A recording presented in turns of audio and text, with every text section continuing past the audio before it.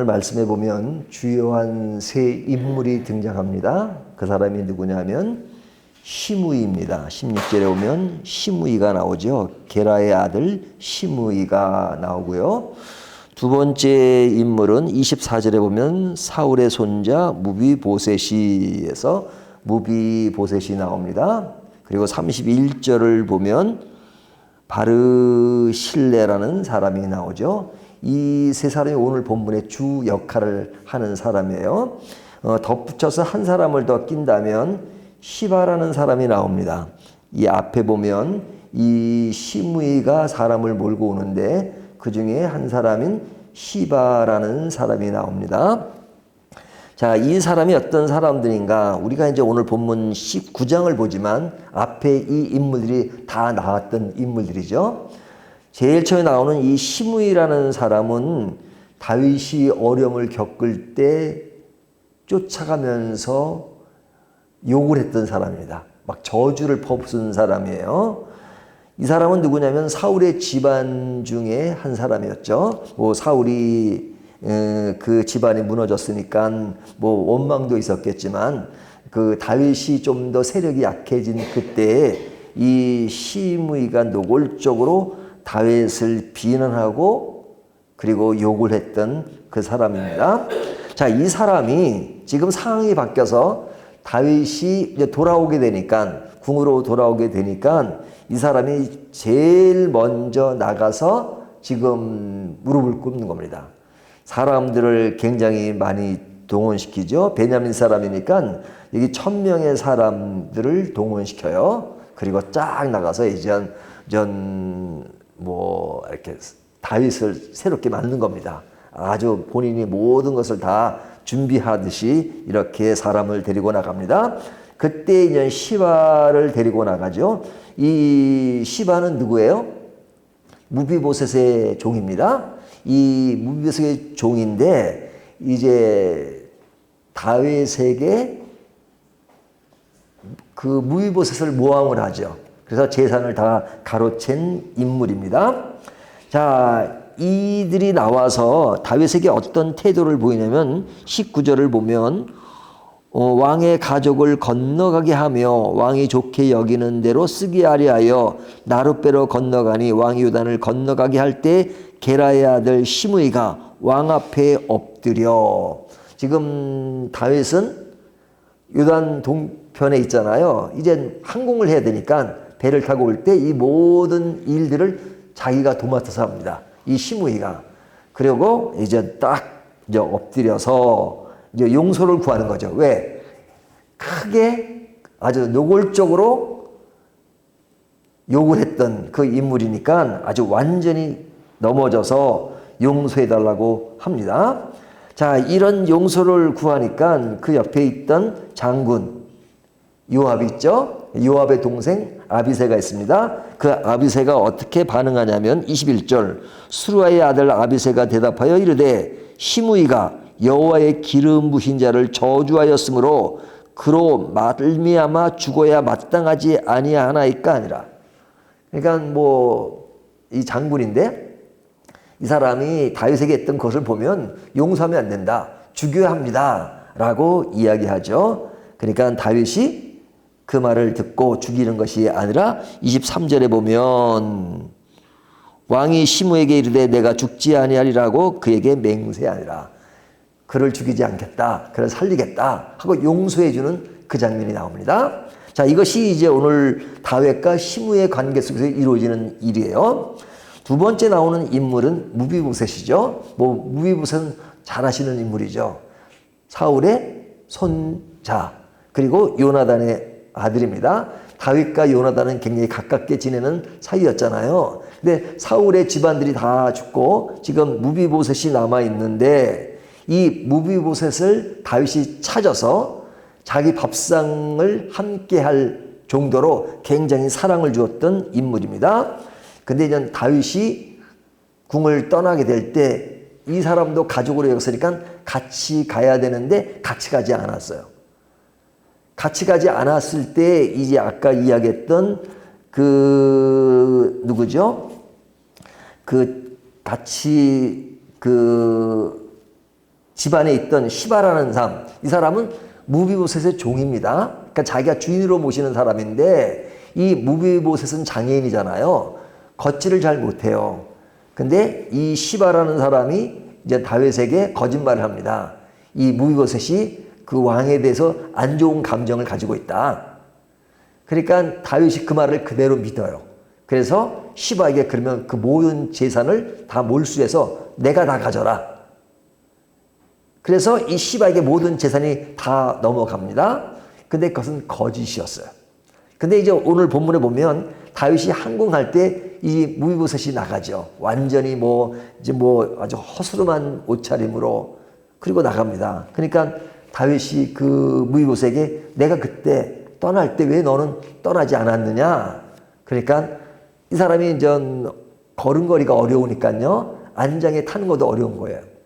근데 이제 이 시바가 이제 꾸며가지고 모함을 하고 그래서 못 가게 됐다는 것을 이제 밝힙니다. 그러니까 그 말을 들은 다윗이 그런 사정이 있었구나 하는 걸 알게 되죠. 그리고 재산을 다시 뺏는 게 아니라 시바와 너는 반반씩 재산을 나눠 가져라. 그러니까 이 무비보셋이 아닙니다. 그 재산은 그냥 시바에게 다 주십시오 하고 그 재산을 거부합니다. 자, 이런 내용이 이제 오늘 본문에 나오는 내용이에요. 그 다음에 나오는 인물이 이제 바르실레라는 사람이 나오는데 이 바르실레라는 사람은 이제 나이가 80대는 사람입니다. 이 사람이 그 다윗이 유단 동편으로 갔을 때 굉장히 어려운 상황이잖아요. 근데 아주 전적으로 도왔던 인물이에요. 그의 사람들에게 먹을 것도 주고 또 숙소도 제공하고 아주 굉장히 어려울 때 도왔던 인물입니다. 그러니까 다윗이 이 사람을 진짜 잊을 수가 없죠. 근데 이제 다윗이 떠난다니까 이제 마중을 나온 겁니다. 마중 나왔을 때 다윗이 너도 같이 가자. 같이 가자. 그러니까 이 바르실레가 하는 말이 내가 지금 이 나이에 가서 뭐 하겠습니까? 나는 내 조상들과 함께 있을 겁니다. 하고 좀 부탁을 하는데 내가 가지는 못하지만 나의 아들 김함과 함께 가십시오. 그 사람의 이름이 김함이에요. 아들 이름이에요. 37절 보면 청하고내 당신의 종을 돌려보내옵소서. 내가 내 고향 부모의 묘 곁에서 죽어야 하리이다. 그러나 왕의 종 김함이 여기 있사오니 하고 자기 아들을 데려가기를 원하죠. 이름이 뭐예요? 김함. 저는 그 성경에 김씨가 나오는 건 처음 봤어요. 또 이렇게 말합니다. 진짜 성경에 김씨가 있다 이렇게 말하시면 안 됩니다. 농담을 하는 얘기입니다. 자, 김함을 데려가 주십시오 하니까 다윗이 그렇게 하겠다 해서 그가 원하는 대로 데려가는 장면. 이것이 이제 오늘 본문 전체의 내용이라고 할 수 있어요. 자, 그러면 오늘 본문에 나오는 이 인물들을 잠깐 소개했는데요. 이 인물들이 다윗과 어떤 관계에 있었는가 하는 것들이 이미 밝혀졌죠. 다시 한번 정리를 해보면요. 자, 시므이는 다윗을 아주 노골적으로 공격했던 인물입니다. 그 다음에 시바는 거짓으로 무비보셋을 모함했던 인물이에요. 그러니까 이 두 사람은 안 좋은 면을 부각시킨 거죠. 그 다음에 나오는 이제 무비보셋은 안 좋고 좋고보다는 좀 중립적이긴 한데 억울하게 누명을 썼던, 그래서 다윗에게 오해를 받았던 그 인물로 등장시키고 있죠. 그리고 제일 마지막에 나오는 바르실레는 아낌없이 바울을 도왔던 인물입니다. 그러니까 우리 주변에는 항상 이러한 인물들이 존재하죠. 나를 공격하는 사람도 있고 나를 도우는 사람도 있고 또 중립적이고 내가 또 오해하는 사람도 있고 그리고 나를 속이는 사람도 있고, 이것이 늘 우리 일상의 주변에 있는 사람들의 모습이에요. 근데 이제 그런 사람들이 있는 가운데 우리의 갈 길이 있죠. 우리가 또 해야 될 일도 있고 주어진 사역도 있고 많은 일들이 있잖아요. 자, 이럴 때 우리에게 그것이 어려움이 있다가 다시 새롭게 일을 진행시켜야 될 그 때상을 얘기하고 있잖아요. 왕이 지금 항공하는 그 이야기니까, 자, 이러한 일을 행할 때 어떻게 해야 되는가? 다윗의 모습을 통해서 우리가 교훈을 얻을 수 있는데요. 다윗은 이 모든 것에 합을 이루기 위해서 용서와 아량으로 시작합니다. 용서와 아량. 이것이 오늘 본문 전체에 이르는 분위기예요. 하악과 화합을 위해서 용서와 아량인데요. 자, 이 용서라는 것을 할 때, 또 화합을 이루기 위해서 행할 때 모든 조건이 만족이 되느냐 하는 거예요. 모든 조건이.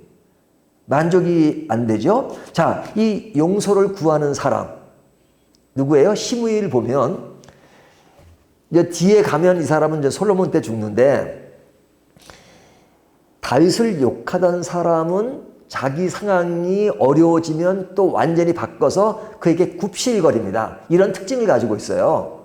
왜? 자기 쪽을 늘 생각하기 때문에 불리할 때는 고개 숙이고 유리할 때는 아주 당당하고 이런 성향을 가지고 있어요. 그러니까 지금 다윗에게서 완전히 거꾸로지는 이 모습이 진실이냐 아니냐, 그건 모르죠.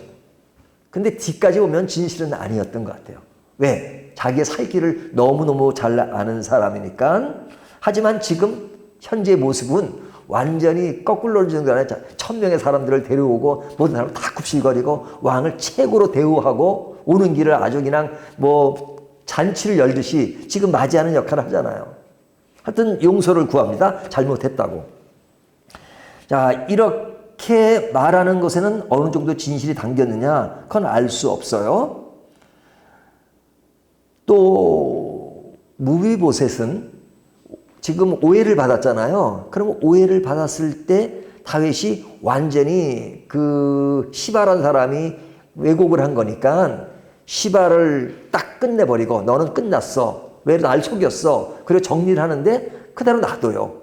놔두고 재산을 반반씩 나눠 가져라. 저만 같아도 다 몰수해가지고 다시 무비보셋에 줄 것 같은데 다윗은 그냥 반반으로 했단 말이죠. 물론 무비보셋이 그것을 받지는 않지만요. 그러니까 어떤 일을 행하는 사람도 완전하지 않고 사실 다윗도 완전하진 않아요. 모든 인간이 완전한 인간은 없어요. 모든 것이 좀 부족한 차원에서 이루어지고 있습니다. 하지만 분명한 사실은 그가 어떻게 될지언정, 속마음이 어떨지언정 현재 잘못을 구하고 그리고 잘하겠다고 그러고 있어요.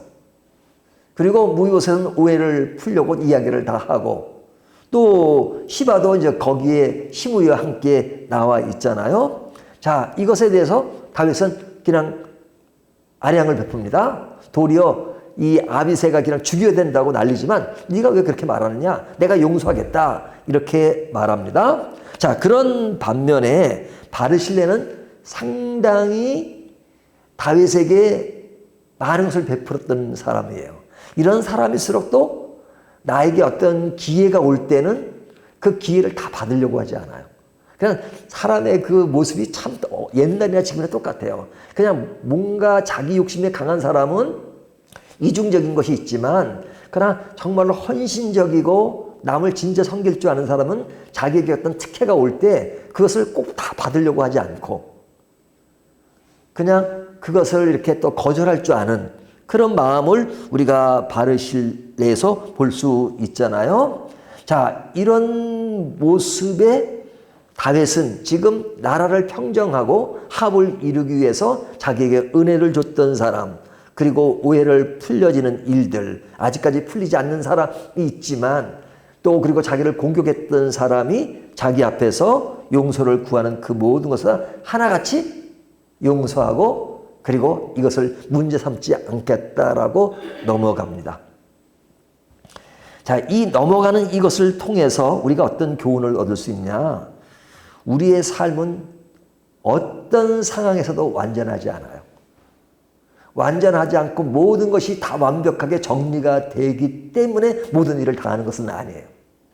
하지만 중요한 것은 지금 이루어지는 일 속에서 하나님의 나라의 일을 이루기 위해서 우리가 모든 것이 다 정리가 되지 않았다 할지라도 그것에 필요한 일이 있다면 용서할 수 있는 것, 그것이 필요해요.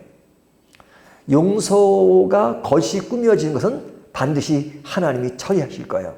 우리가 성경에 보면 원수를 사랑하라 그랬잖아요. 원수를 우리가 어떻게 사랑합니까? 저는 원수를 사랑하라는 것이 너무 다행이에요. 원수를 좋아하라 그러면 진짜 그거는 못해요. 이 좋아란 말은 감성적인 것까지 다 포함하거든요. 원수를 사랑한 것은 내가 감성적으로는 좋지가 않아도 그러면서 기도할 수는 있잖아요. 사랑의 범위가 너무 크니까. 그래서 성경은 원수를 좋아란 말은 없어요. 마틴 로이존스 목사님은 그 면을 아주 굉장히 강조하는데, 근데 다 만족스럽지는 않죠. 하지만 어떨 때는 그 일을 어느 정도 이해를 하고 넘어갈 수 있는 것, 이것이 그리스도인들에게 가져야 될 기본 자세라 하는 것을 본문이 말씀해주고 있어요. 그 모든 것을 하나님이 때가 되면 다 정리하실 것입니다. 그리고 하나님이 친히 갚아주는, 원수를 사랑하란 말은 하나님이 모든 것을 하시도록 미루는 것이 원수를 사랑하는 거예요. 원수를 내가 보복하려고 하거나 내가 심판하려고 하는 것이 아니라 하나님께 다 알아야 되는 거죠. 물론 우리가 용서를 구하지 않고 진짜 절대 악을 가진 것은 분명히 아니요 라고 하고, 그런 것이 어떤 제도적으로 또 이루는 그런 것이 필요하지만, 우리가 이 상황 속에서 다 알진 못하지만 그 일을 풀어가기 위해서 용서하고 합하는 것이 때에 따라 필요하다 하는 것을 오늘 본문이 주고 있습니다. 모든 것을 하나님께 맡기고 우리는 대의를 위해서 용서할 수 있는 마음, 이런 것들이 우리에게 얼마나 중요한가 하는 것을 다시 한번 생각하면 좋을 것 같습니다.